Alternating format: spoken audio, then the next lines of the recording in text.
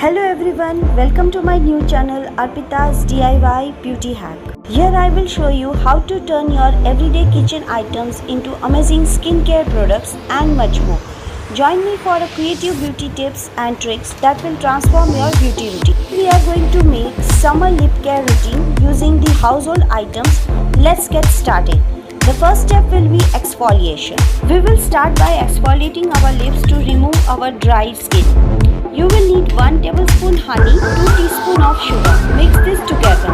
Now gently rub the mixture on your lips with your finger. Make sure to use a small granules of sugar. If the sugar is too coarse, crush it slightly before mixing to make a smooth lip scrub.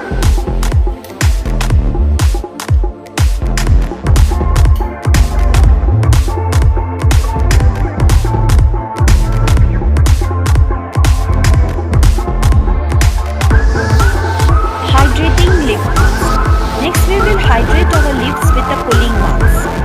You will need 1 teaspoon of honey, 1 teaspoon of coconut oil and 1 teaspoon of aloe gel. Mix the ingredient well. Apply the mixture to your lips and leave it on for few minutes. After some time, gently remove it with a damp cloth.